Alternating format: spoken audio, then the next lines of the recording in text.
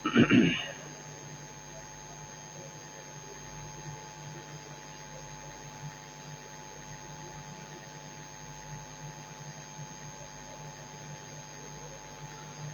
بالله من الشيطان الرجيم بسم الله الرحمن الرحيم سورة أنزلناها وفرضناها وأنزلنا فيها آيات بينات لعلكم تذكرون.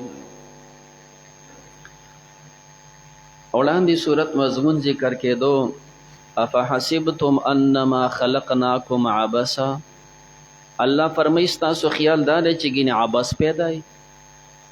په تاسو پسې به احکام ورته نه وي. دلته الله فرمایي نه چې احکام ورته دي، بېمهاره به دنیا کې نه ګرځې، د الله په احکامو پابند به ګرځې. اهتمام د احکامو دپاره اول نه الله ذکر کوي سورتن، دا د احکامو د اهتمام دپاره. دا خبر د مبتدا دی، هذه سورتن، دا سورت دی. انزلنا الله ځان ته نسبت کوي، موږ نازل کړي. درېیمه دا ده چې فرضنا، موږ وله احکام لازم کړي دي. فرضنا موږ احکام اندازه کړي دي، دا اهتمام دی. د دې وجې نه حضرت عمر سے فرمایل تاسو سړو ته سورت توبه ښایي او ښځو ته سورت نور ښایي. سورت توبه ته ښایي ځکه چې هلته د غزاګانو مسایل دي، د شجاعت مسایل دي، او د دوست او دشمن پیژنګلو ده پکې، چې دا سړی دوست دشمن وپیژني چې نه خطا کیږي، غزاګانې کوي. او ښځو ته سورت نور ښایي دې دپاره چې دې کې د عفت او د پاک دامنۍ مسایل دي، چې دا ښځې خپل ځان محفوظ کړي، خپل ژوند وپیژني. وفرضنا وانزلنا فیها، موږ نازل کړي په دې کې آیات بینات، آیاتونه واضح، لعلکم دې دپاره تذکرون چې تاسو نصیحت قبول کړئ. الزانیت والزانی، ړومبنی حکم دا دی، یو حکم دا دی چې بد عمله ښځه او بد عمله سړی فجلدو، تاسو وهئ کل واحد منهما، هر یو د دې نه مئات جلده، سل دورې. زانیه مخکې ذکر کیږي او زانی وروستو ذکر کیږي. وجه د آلته صورت مایده سارق کې ویلې وه، تاسو دی له دورې ورکئ. په دې باندې اجماع ده چې دا سزا د غیر شادي شوده ده، چې د کم کس واده نه وي شوی د هغې دپاره دا حکم دی چې فجلدو کل واحد منهما مئات جلده، سل دورې ووهئ.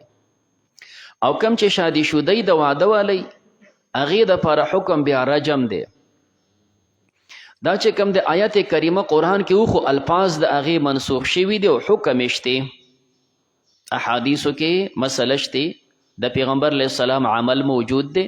د صحابو اجماع په دې منعقد ده. نبی کریم علیه السلام غامدیه سنگساره کړې ده، ماعز اسلمی سنگسار کړی دی، داسې نور حضرات د پیغمبر عمل موجود دی. همدارنګې حضرت عمر سے فرمایي که تاسو بیا دا اعتراض نه کوئ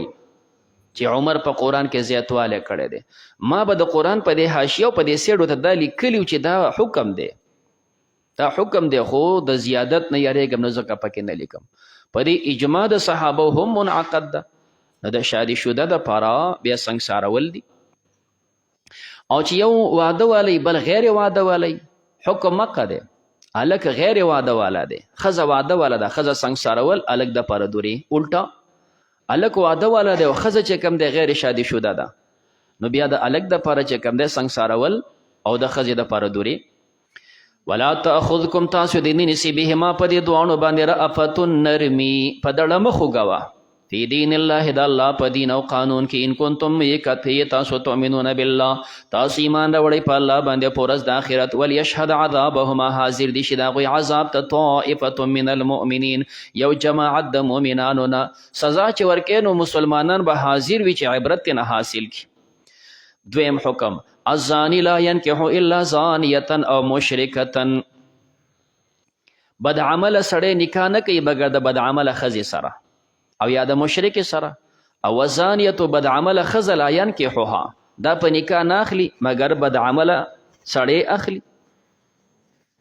نو آیا دا بد عمله زناکاره ښځې سره نکاح کیږي؟ د احمد رحمه الله یو قول دی چې نه کیږي. جمهور حضرات راه دا ده چې او کیږي نکاح، اگر چې پاک ښځه بهتر ده، خو چې داسې بد عمله ښځې نو بیا هم نکاح کیږي. احمد صاحب ظاهري دې ته ګوري الزاني لا ينکح الا زانیه. جمهور چې کم دی د دې درې محمله ذکر کوي. یو محمل دا ذکر کوي چې دلته دا نهی نه ده چې ګینې الله پاک دا بندګان منع کوي چې د بد عمله ښځې سره نکاح مه کوه. دا نهی نه ده بلکې کلام خبري دی. الله خبر ورکوي او فرمایي الزاني لا ينکحو،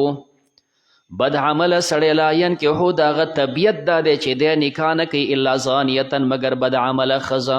طبیعت د ګنده انسان ګنده ښځه خوښوي، نو دا طبیعتونو خبري،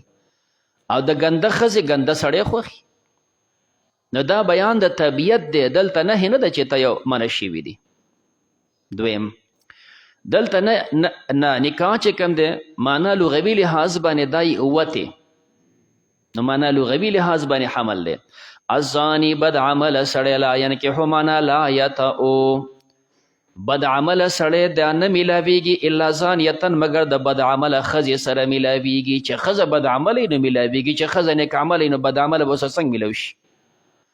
یا د مشرکې سره. او زانیه بد عمل ښځه لا ینکحوها د هغه سره میلاوېدل نه کوي الا زانین مگر بد عمله سړی.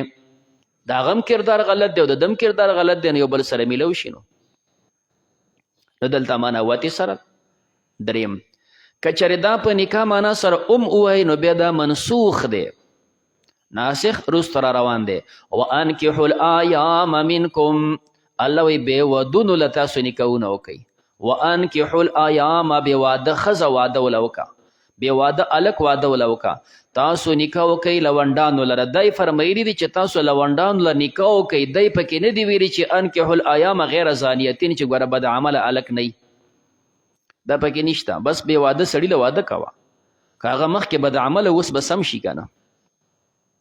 نو بیا هغه ناسخ دی، دا به منسوخ. نو وانکحوا الایام هغه وله بیا ناسخ دی که دا خامخه په دې حمل شي. لہذا ترجیح د پاره څلورمه وجه داسې ده، خو د آیت درې محاملو ترجیح د پاره د جمهور مسلک د پاره داسې ویلی شي. یو سړی واده وکړي، د واده نه بعد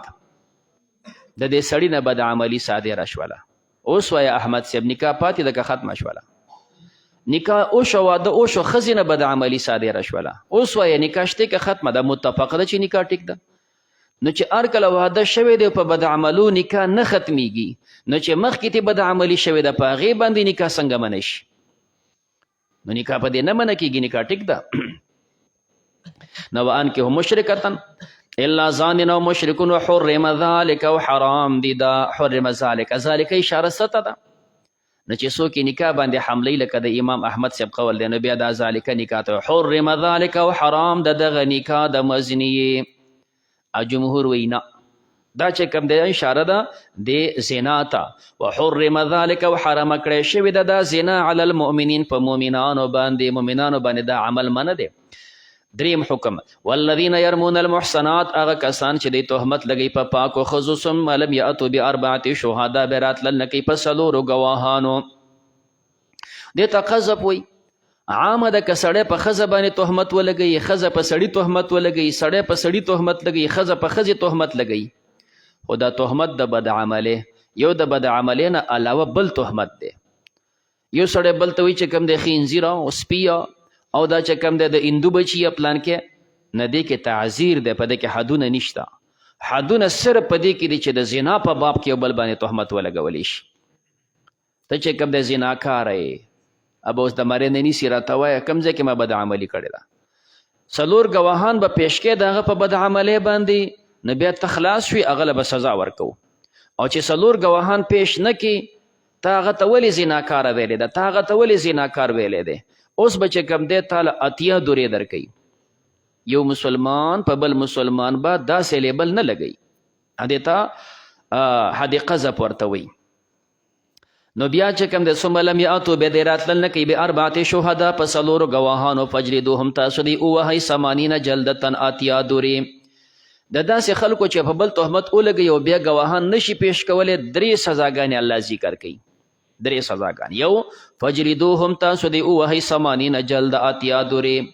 دویم ولا تقبلوا لهم، تاسو مه قبلوئ دوی دپاره شهادتا د دوی ګوی ابدا همیشه. چې دا جمدې دی ګوره بیا ولګوئ مه قبلوه. دریم فاولئک هم الفاسقون، هم دوی فاسقان دي. دا درې سزاګانې ورته میله وشولې. اوس که دی توبه وباسي نو بیا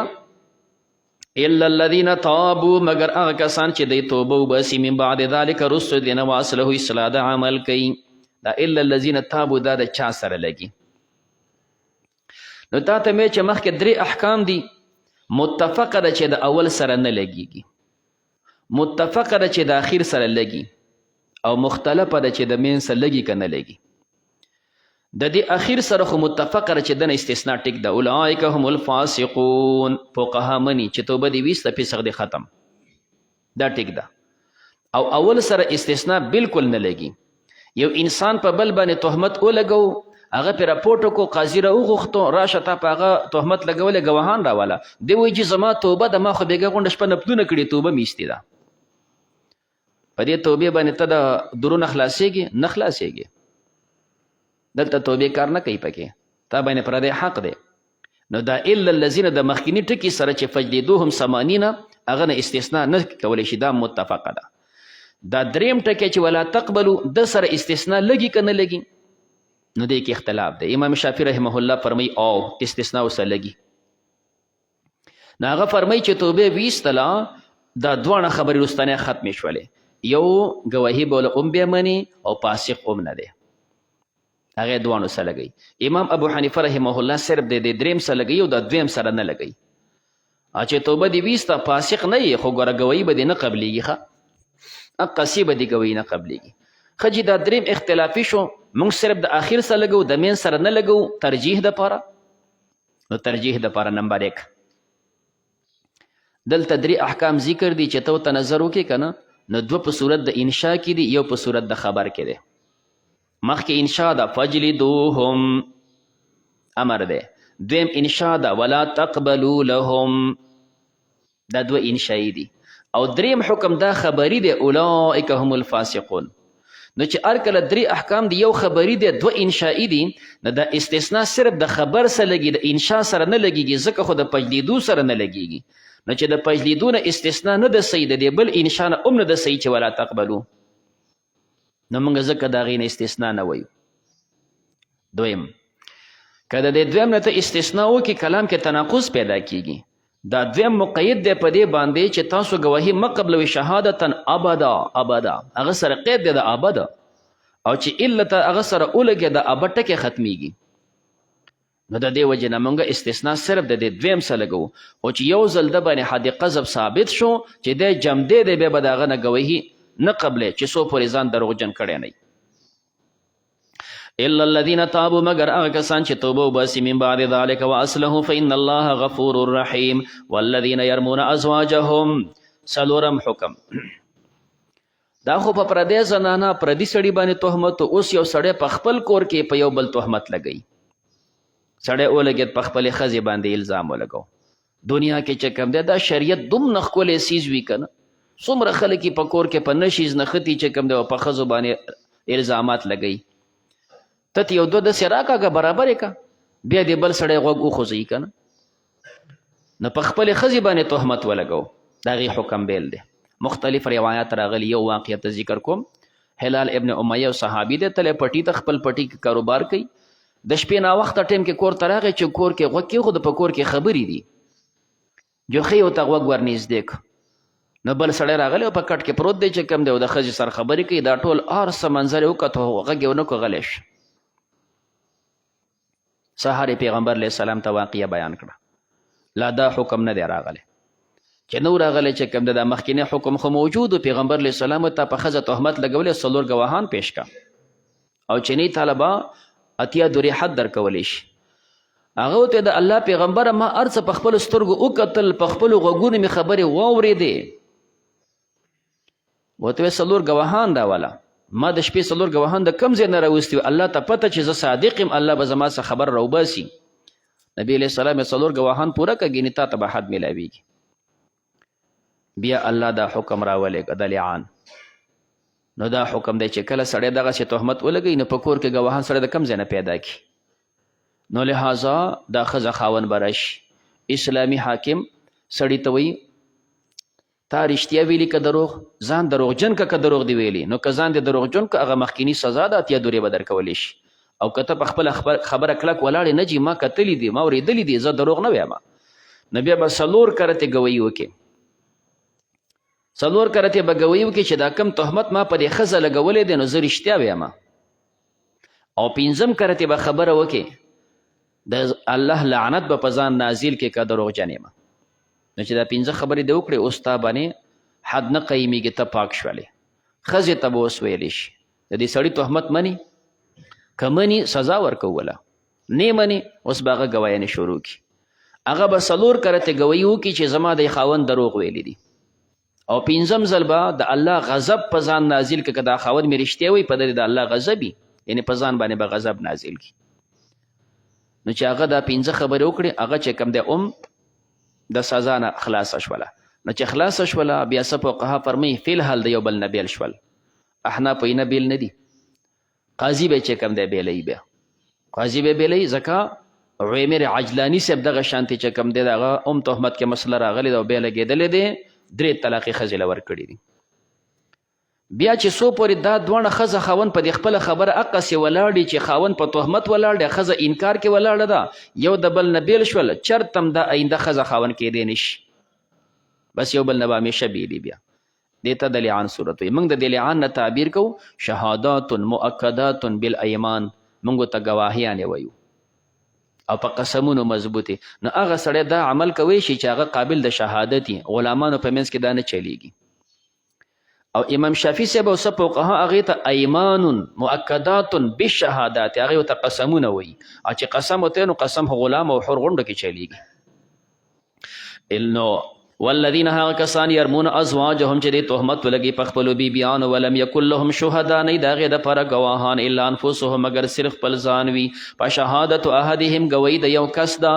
4 شهادات 4 ګواهیانې دي بالله په الله باندې انه لمن الصادقین بېشکه دی د رښتونو نه دی والخامس او 5 ان لعنت الله علیه د الله لعنت دی په ده باندې ان کان من الکاذبین که دی وي د دروغجنو نه ویدرأ عنه دا خو سړی خلاص شو اوس د ښځې دپاره ویدرأ عنها العذاب لري کولی شي د دې ښځې نه سزا ان یتشهد چې دا ښځه ګویي وکړي 4 شهادات 4 ګواهیانې بالله په الله انه لمن الکاذبین بېشکه دا خاوند د دروغجنو نه دی والخامس او 5 ځل ان غضب الله علیها د الله غضب دی په دې ښځه ان کان من الصادقین که دا خاوند د رښتونو نه وي نبی کریم علیه السلام مخکې دغسې عمل کېده ښځه چې د 5م ځل ته راورسېدله نو بل کس راپاڅېده په دې خولې ورته لاس کې خو سوچ وکړه د الله غضب په ځان نازلې هغه لږه غلې شوه لږه وروسته شوه بیا را مخکې شوه وایي زه خپل قوم نشم شرمولی د الله غضب یې په ځان وي بس دواړه خبره ختمه شوله نبی کریم علیه الصلاة والسلام وفرمیل چونکې سړي په دې ښځه تهمت لګولې آینده به دې بچي ته وګورو چې دا بچی څنګه پیدا کړي یا د الله پیغمبر و هغه ته معلومه که دا بچی په داسې رنګ پیدا شو خاوند دروغ ویلی دي ځکه چې دا بچی پلار ته ورته دی او کنه دا بچی په داسې رنګ باندې پیدا شو نو بیا دا سړی رښتیا وایي ښځه دروغجنه ده نو کم سړي باندې چې دا ښځه بدنامه و هغه رنګ باندې بچی پیدا شي وخت وروستو چې کوم دی بچی پیدا شو هغسې پیدا شو په هغه مکروه رنګ باندې کم باندې چې دا ښځه بدنامه و هغه سړي ته رنګ پیدا شو بچی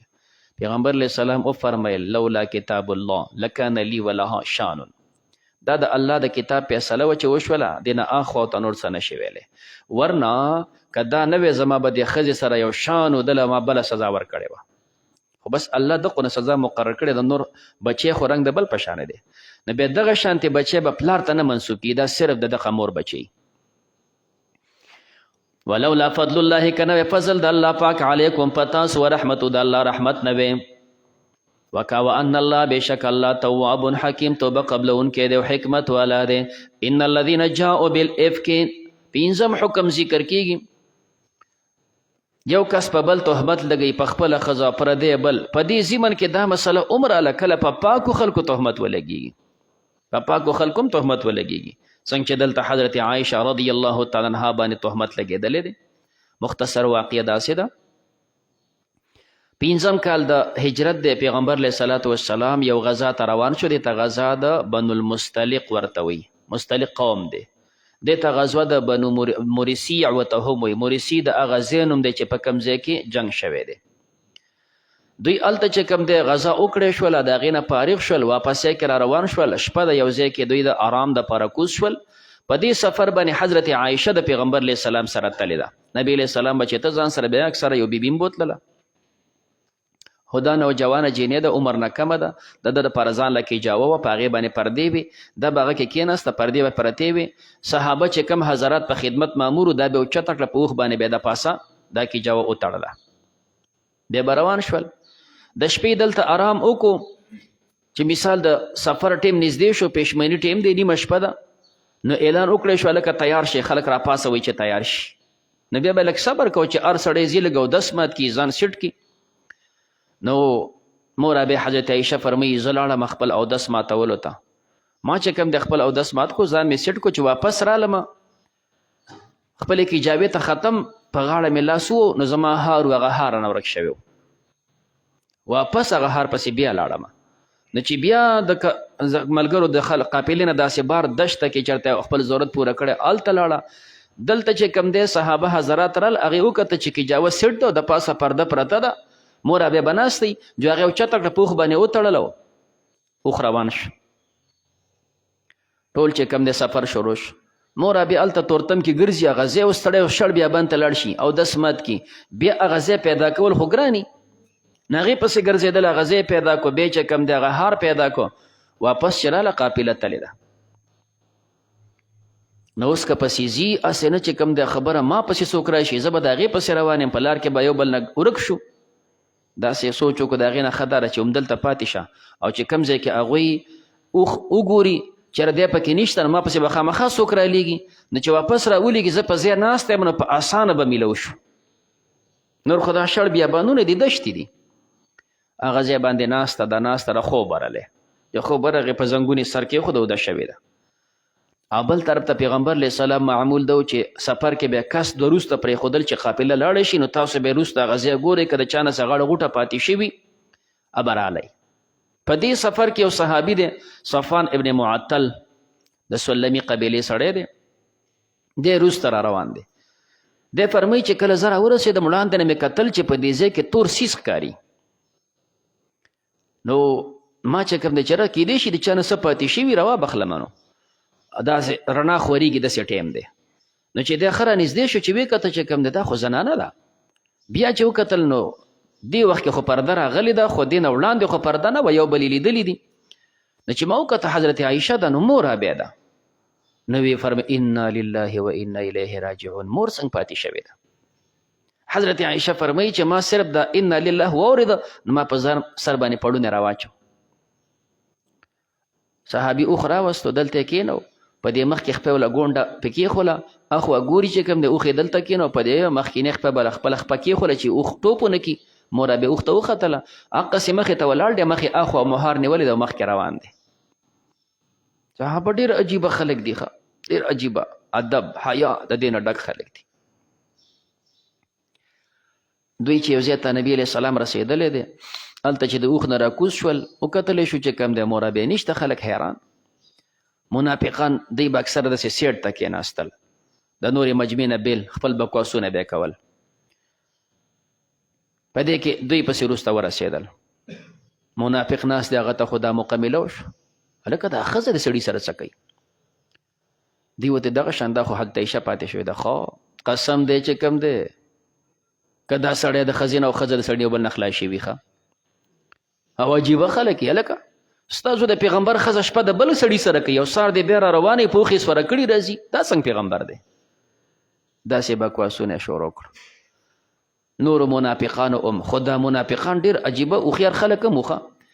سیز بیا تودوو خو نور بیا ترې ځان سیټ ته ساته او دا مسلمانان بعضې قمقلي ساده چې تو ته خبره وکړي نو بیا په خبره کې هغه لګي بیا ښه ګړنګوي نو په تهمت کې بیا مسلمانان ملوث شول او کم چې دی وو منافقان دی به دا شی را ګرم کو خو بیا به ترې نه سیټ ته نور بیا داسې الزام نه لګو یاره چې ته وګوره دا ښه دی شپې هلته کړې پاتې شوه نو ښکاره ده چې پاتې شوې ده نور بیا پکې اخوا بکواس نه کوو چې کوم دی ساده مسلمانانو نو هغوی به بکواس شروع کړو نو په دې کې یو چې کوم دی مستح ابن اساسه ورته وایي دا د صدیق صاحب د ترور زوی دی حسان ابن ثابت صاحب دی او دریم چې کوم دی حمنه ده دا د پیغمبر علیه السلام خینه ده د زینب خور ده. دا درې مسلمانان په دې تهمت کې ملوث شوي دي. او دا چې کوم منافقو مخکې څومره سخت وعید را روان دی،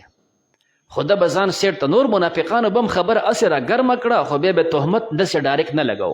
نو په هغې داسې ثبوت نه و. نبی علیه السلام چې مدینې منورې ته ورسېد دا خبرې خورې شوې. حضرت عایشه وایي زه بیماره شوم، بیماره وم. دا خبر نه ده، خو دومره و چې پیغمبر علیه السلام به نور کله کور ته راغی نو زما سره به ډېر محبت باندې خبرې کولې، او په دې موقع چې راغی نو صرف السلام علیکم نجما به جواب وکړو څنګه نور بیا څه نه وی. نو ما څه یو سوچ و چې پیغمبر علیه السلام څنګه داسې ډېره مینه نه کوي، خو کیدای شي زه بیمار یم نو په دې وجه را سره مینه نه کوي. څه وخت تېر شو نو د شپې چې کوم دی ماسخوتن وي هغه وخت کې په کورونو کې باترومونه پلشونه نه و، نو زه بار ته وتلم نو دا د پلار ترورې ده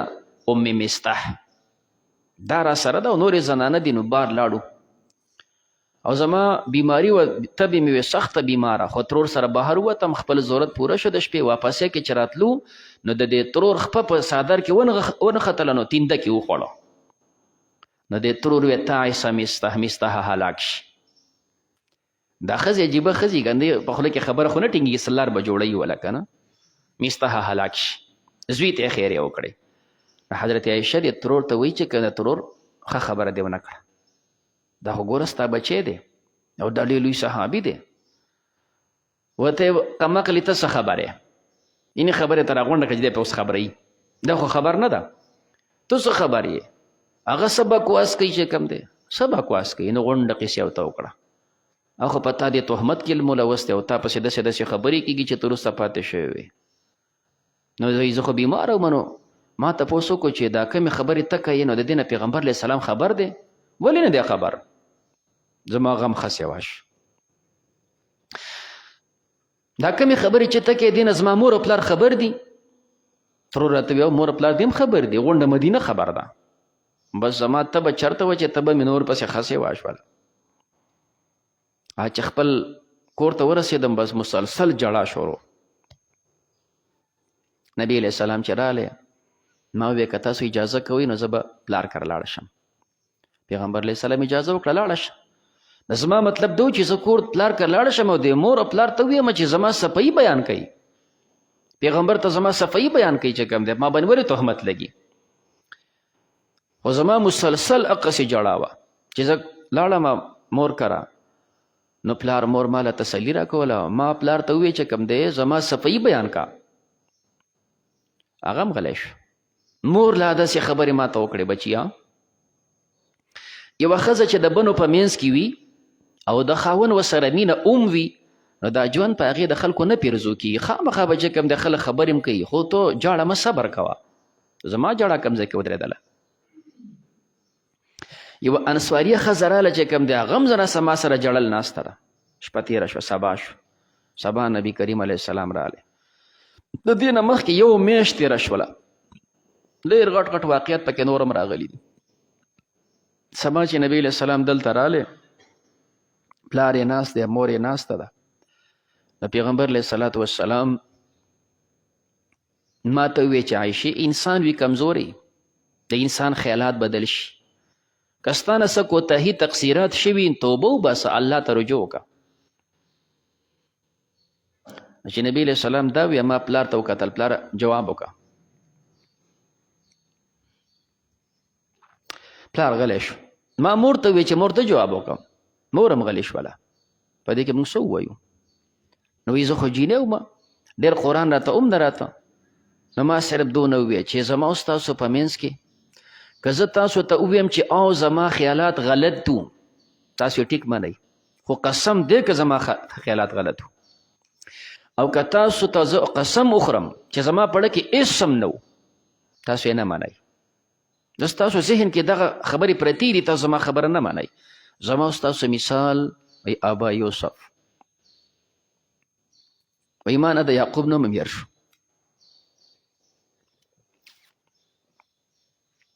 د غم او د پریشانۍ د وجې نه ما داسې نه شو ویلی چې یاره زما مثال د یعقوب دی. نو ما وی صرف دقه وی چې دا زما مثال او ستاسو د ابا یوسف به زه به صبر کوم.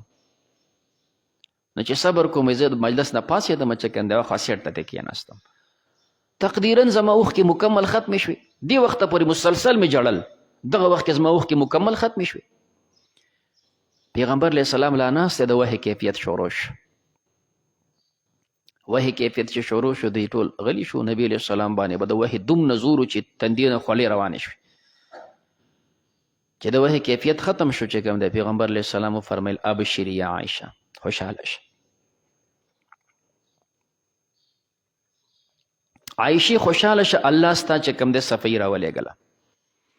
حضرت عایشه فرمایي زما سوچ دا تصور کې نو چې الله دې زما صفحې رالیږي خو دا مې زړه کې و چې یاره کیدای شي پیغمبر علیه السلام خوب ویني الله ته په خوب کې زما صفحې وښیي خو الله پاک قرآن راولېږو او دا 2 رکو تقریبا قرآن کریم نازل شو مور ورته ووې ډېره خوشحاله شو په دې ته پیغمبر علیه السلام په خپو باندې پریوزه خوشحاله شه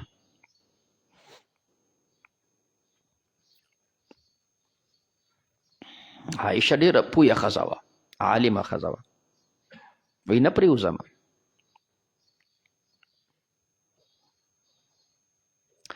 زما صفحې خو نبي علیه السلام نه ده بیان کړې چې زه د هغه شکر ادا کړم او نه تا بیان کړې چې ستا شکر ادا کړم زما صفحې خو نه تا بیان کړه مور او نه پلار بیان کړه نه پیغمبر بیان کړه نو ستاسو د څه شي شکر ادا کړم زما صفحې الله بیان کړه زه به د الله شکر ادا کوم نو بیا چې کوم دی د آیاتونه ولوستل الله د هغې صفحې ذکر کوي مختصر ټکی دی د قرآن د نزول نه بعد په داسې خبرو کې حضرت عایشې باندې شک کول د انسان کافر دی ځکه قرآن د هغې صفحې بیان کړې ده او د دې مسلې نه علاوه نور ژوند د حضرت عایشې د صحابیې دی څنګه چې نور صحابه دي صحابیه دي د هغوی چې څنګه د حق شندام صحابیه ده خو په دې مسله کې دا د نور نه ممتاز ده دا قرآن ویلی دي د دې نه بعد په دې کې شک او یا تهمت د انسان کافر ګرځېږي ځکه د قرآن نه انکار دی نو الله فرمایي ان الذين بشک هغه کسان جاءو چې دی راتلو کړه بالافک په دروغه عصبة منکم دا یو جماعت د ستاسو نه لا تحسبوه تاسو ګمان مه کوئ شر لکم چې دا شر د ستاسو دپاره بل هو خیر لکم بلکې دا خیر د ستاسو دپاره الله څومره قرآن راولېږه او څومره چې کوم مسایل تاسو ته بیان کړه لکل امرئ منهم دپاره د هر یو کس د دوی نه مکتسب هغه چې د کسب کړی من الاثم د ګناه هر انسان پسې خپله ګناه پیټې بار ده بیا د 3 کسانو ته حد قذف ورکړی شوی دی او کوم چې د منافقینو مشهور عبدالله ابن ابی نه ده کې 3 قوله دي یو قول دا چې دله سزا نه ده ورکړی شوی وجه دا ده چې هغه به ډایرکټ تهمت نه لګو څنګه چې نور منافقانو هغې هم ډایرکټ تهمت نه لګو نو په هغې داسې ثبوت نه او دویم قول دا چې ورکړی شوی ده او درېیمه دا چې ده ته ډبل سزا ورکړی شوی 2 کرتې په دروالی شوی دی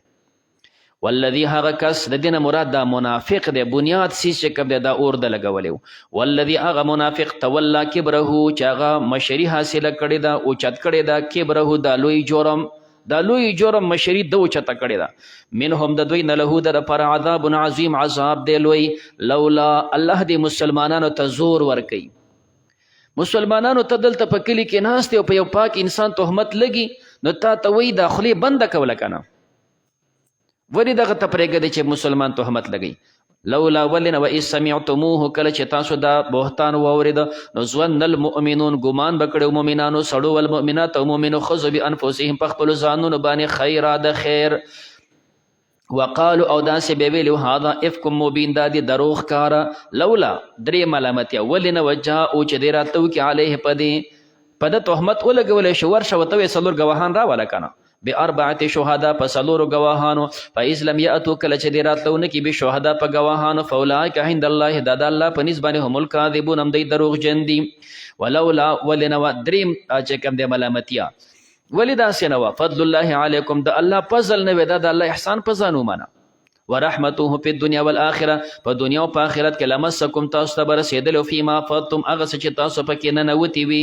کم تهمت کې خبرو کې ننوتلی وي تاسو ته به رسېدلی عذاب عظیم عذاب لوی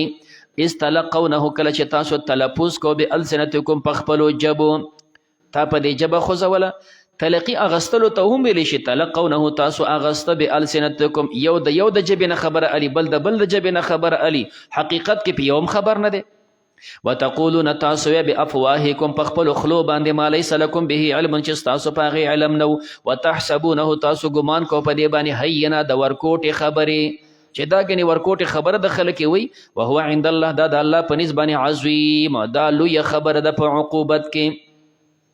ولولا ولنا و اس سمعتموه کله چې تاسو دا ورد قلتم تاسو به ویلو ما یکون لنا ندی مناسب زمونږ د پر ان نتکلم بهذا چې من خبرې وکړو په دې څنګه جبه وچلو په دروغو سبحانك پاکی دستا د پر هذا بهتان عظیم دا د بهتان لوی یعظکم الله الله تاسو ته نصیحت کی ان تعودوا لمثله الله تعودوا چې تاسو بیا واپس شئ د مثل د خبرو الله ته نصیحت کوي چرته په بل مسلمان تهمت ونه لګوي ان کنتم مؤمنین کوي تاسو مؤمنان ويبين الله لكم الآيات بیانوي الله پاک تاسو ته آیاتونه والله علیم الله پوی دی حکیم حکمت والا دی ان الذين بشک هغه کسان يحبون چې دوی خوښي دا منافقان دي ان تشيع الفاحشه چې خورشي بهایي دی په یو تهمت او په بل تهمت چې د خلکو منځ کې دا بهایاګانې خې ډېرې شي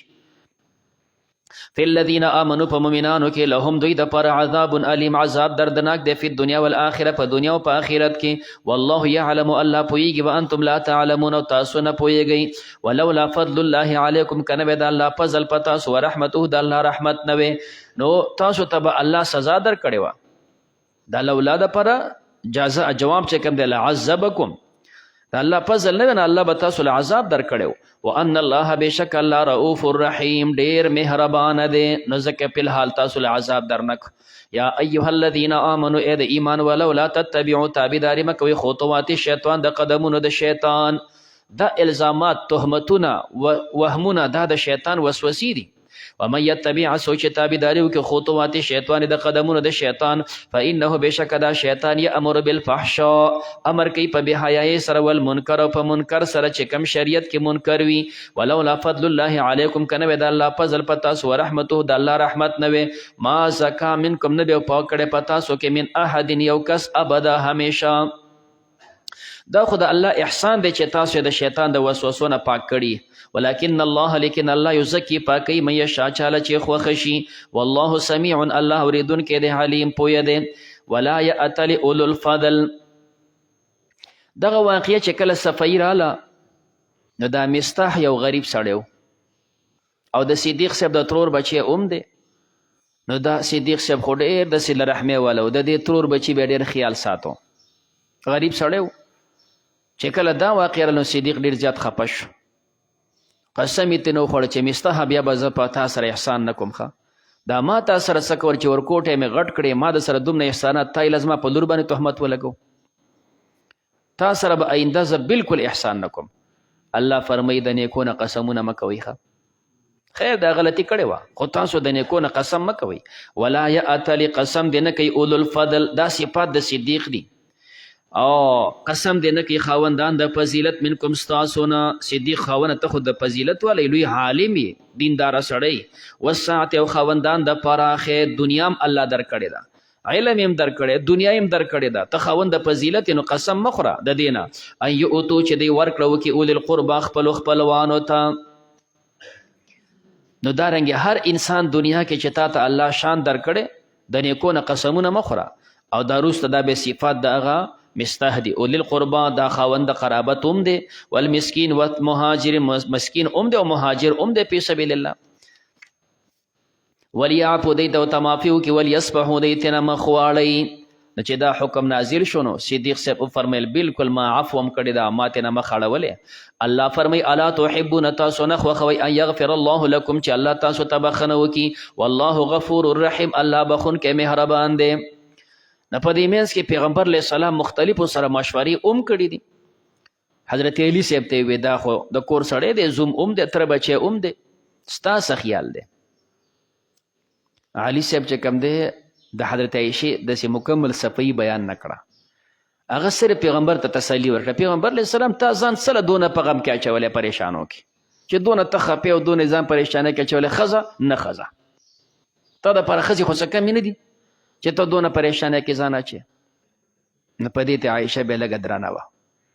چې وروسته صفۍ راغله نو په هغه وخت کې ځکه څه نشو ویلی چې په هغه خو خفګان و، وروسته ترېنه بیا لږه خفه وه. علي صاحب تا داسې ولې وې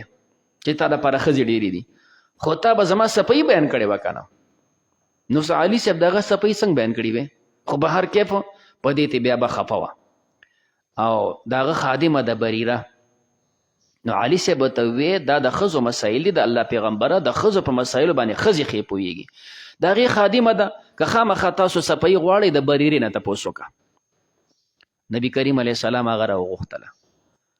ستا څه خیال دی حضرت عایشه څنګه ښځه ده، داسې چې کوم دی غلط فکرونه خیالات ګرځېدل؟ هغه ورته وویل د الله پیغمبر عایشه پاکه ښځه ده، او له مکمل صفۍ بیان کړه دا پاکه ښځه ده، بلکل داسې تصور نشي کېدی. صرف دومره خبره ده چې عایشه ماشومه د جینۍ ده، او د جینکو هرې خبرې ته فکر نه رسیږي، نو د کور په کار کې خطا کیږي، کور په کار کې خطا شي ځکه هر خبر ته فکر نه رسیږي. وړه واغږي هغه په لوښي کې واچوي نو هغه سر ترې نه هیر شي، نو هغه کولو پاتې شي، د کور سروې راشي نو خوله پکې ووي. داسې بل څیز دی نو د کور کار ته پوره ذهن نه رسیږي ځکه چې نوجوانه ده، فکر یې دومره نه دی، دا کوتاهي شته. خو دا کم چې د خلکو الزام دی دا بلکل نشته، پاکه ښځه ده. د پیغمبر علیه السلام پوره یقین چې پاکه ده، خو څنګه کم ځای نه پته ولګېږي. نو بیا داسې بیانات یې کړي دي په دې باندې.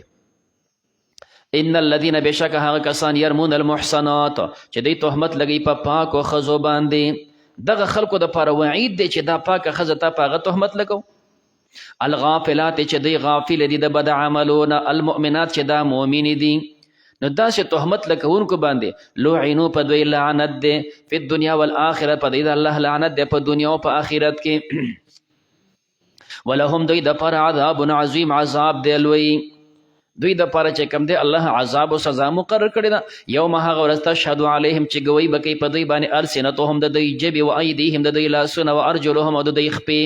بما کانوا یعملون په سبب د هغه چې دوی عمل کو. یومئذ په دې ورځ باندې یوفیهم الله الله به دوی له پوره ورکړي دینهم د دوی جزا او بدله، دینهم الحق هغه جزا د دوی حق، ویعلمون دوی پوهېږي ان الله بېشک الله هو الحق المبین، دا الله پاک د عدل والا د ښکاره انصاف کوي. الخبیثات مزید الله فرمایي چې یو انسان باندې ته خبره کوې یوازې د انسان ته خو مه ګوره، لږ د هغې نه بره پښکته اخوا نسب ته وګوره، جي تعلق ته وګوره، یوازې یو کس ته خو مه ګوره که نه. تاسو په حضرت عایشې تهمت ولګو نو دې ته وګوره چې د عایشه د چا لور ده، دې ته هم وګوره چې دا د چا په کور کې ناسته ده. داسې پاک کور د پیغمبر، داسې پاک کور د صدیق، په دې پاک کور کې داسې پلیته ښځه څنګه راځي؟ لږ هغې ته هم وګورئ، نو الله دا زور نه ورکوي. فرمایي دا چې کوم دی الخبیثاتو دا صفت دی موصوف ته رایستې شي. النساء الخبیثات پلیتې ښځې، للخبیثین للرجال الخبیثین، چې سړی پلیتي نو ښځې هم پلیتې. اخو وګور دا خو پیغمبر دی، د پیغمبر په کور کې پلیته ښځه څنګه راشي؟ او بعضې دا راوباسي کلمات، الکلمات الخبیثات خبیثې کلمې، للرجال الخبیثین، خبیث خلک چې کوم دي هغه خبیثې خبرې کوي. دا چا چې تهمت لګولې تاسو ښه خلک نه یې ځکه داسې تهمتونه لګوئ.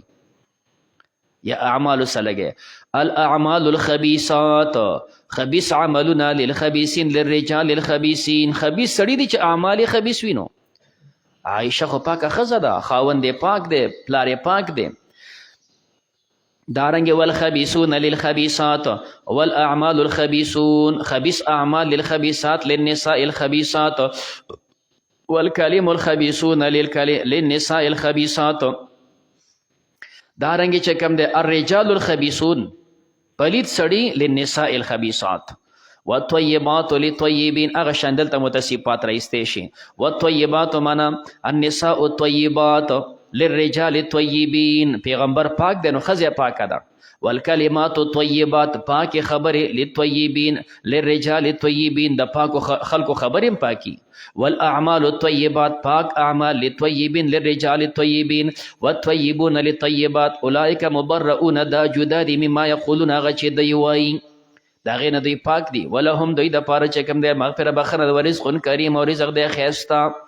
حضرت عایشې به خپل فضایل کله شروع کړه که نه، هره بیبي به خپل فضایلو. نو حقیقت دی چې د ډېرې فضیلتونو ښځه وه، نبی کریم علیه صلوات و سلام ته د واده نه وړاندې وی چې ستا تصویر به چې کوم دی 3 شپې نبی علیه السلام په خوب کې وکړه الله ورته ستا به چې کوم دی د سره واده کېږي د ریخمو په کپړه کې به تصویر ورته وښو نبی علیه السلام به چې پاسېده که د الله د خوا نه خوب یې دغسې به نو د واده نه د کوېدن نه وړاندې الله وایي زما تصویر پیغمبر ته ښوولی دی چې دې سره به دې واده کېږي بیا چې کوم د زما شان او فضیلت دا ده چې د پیغمبر په بیبیانو کې واحد نوجوانه بیبي دقه ده نورې تمامې کونډې وې د یوه نوجوانه بیبي ده درېیمه دا ده چې نبی کریم علیه صلات وسلام زما سره په یو کمبل کې ناست دی او الله وحی رالیږلی دی او جبریل راغلی دی بلې بیبي سره داسې نه دي شوي دا عایشه ده چې د هغه سره په یو کمبل کې پیغمبر ناست دی او جبریل وحی راوړی ده بیا فرمایي څلورمه دا ده چې پیغمبر علیه صلات وسلام د دنیا نه رحلت کوو نو هغه زما دا سینه وه چې د پیغمبر سر مبارک پې پروت او پنځمه دا ده چې دا زما کوډګیا وه چې پیغمبر علیه صلات وسلام دپاره پکې همیشه دپاره آرام نصیب شو دا کوم ځای چې نبی علیه السلام روزه ده د حضرت عایشې کوډګیا وه او شپږمه دا ده چې الله زما د اسمانونو نه څپۍ رالیږلې ده او ومه دا د الله را سره وعده کړې د رزق کریم دا یې را سره وعده کړې ښه رزق به در کوم دله نو به هر کیف د فضیلتونو ښځه وه ځکه به چې کوم د شاګردانو د هغې نه چې نقل کوو د احادیثو نو بیا به تعبیر ته نه یوازې په عایشې نه کوه صدیقه بنت صدیق پلاني کې چې کوم د هغه رښتونې ښځه د صدیق لور هغه به داسې وې یا ایها الذین آمنوا ای د ایمان والو بل حکم ذکر کیږي شپږم د کور آداب ته چې کور ته ننوځې نو داسې نه چې په غرب را منډې کې او ډایرکټ د کاکا کور مې د نوځمه سړیه د ماما کور مې د زه به هغې ته ټلی وامه تپوسونه به کوم نه چې که د ماما کور دی او که د لالا کور دی خو بې تپوسه من نوځه راشه په ګیټ ودرېږه السلام علیکم ادخلو جي درشمه نو کاکا جي دننه اواز وکړو او راره راغلی خوري راغلی راځه راځه اوس چې ننوتې نه السلام علیکم او چې نه ته په ګیټ ولاړې السلام علیکم درشمه کاکا د تره زوی د ماما زوی اواز وکړو هلکه نه یو جوړ ښه ملاقات ته نه بس ځه خفه کېږه مه داسې د کور نه ویلی شو چې کوم د کاکا راته وایي چې اوس مه راځه بیا به عمر زما نه کاکا پاتې دی ښه هلکه لیونیه دا د هغه کور دی هر سړي خپل مصروفیات دي یو بل به تنګې نه چې هغه درته وایي نه موزګار خو نه دی بوزګار که نه څه چل به یي که نه بیا ورسره ملاقات وکړه او که نه یو ځل دې اواز وکړو جواب رانغی دویم ځل په دریم ځل جواب رانغی تنګول به نه کړې ځه نو دا اسلامی اصول دی الله فرمای اجازه وغواړه یا ایها الذین آمنوا لا تدخلوا تاسو من نوځئ بیوتن کورونو ته غیر بیوتکم غیر د خپل کور نه حتی تر دې تستأنسو چې تاسو معلومات وکئ دننه معلومات وکئ چې څوک پکې دی اجازه خو ته میلو شي که نه او وتسلموا بیا سلام واچوئ علی اهلها په اهل د دې کور ذلکم خیر لکم دا د غوره ستاسو دپاره لعلکم تذکرون دې دپاره چې تاسو نصیحت قبول کئ موږ پښتو کې دا عار ګڼو چې د کاکا او د ماما او د لالا په کور کې اجازه وغواړو دا خو زما خپل کور دی سړیه په خپل کور کې څوک اجازې غواړي دا زمونږ قمقلتوب دی بېوقوفه دا خو نه چې ستا خپل کور یې نو هم به ننوځي ښه چې خپل کور دی که نه هم به دغه شانتې د غله په شانته ننوځي چې خپل کور ته ننوځي لږ شانتې غاړه تازه کا لږ شانتې وغربه وغربه چې کور کې خلک خبر شي یو صاحب تپوس کوي چې زه خپل کور ته داسې راته وایي نه اجازه غواړه یاره چې خو مور مې ده که نه نو اوس مور نه چې کوم دی زه څنګه اجازه وغواړم وایي که مور دې م اجازه وغواړه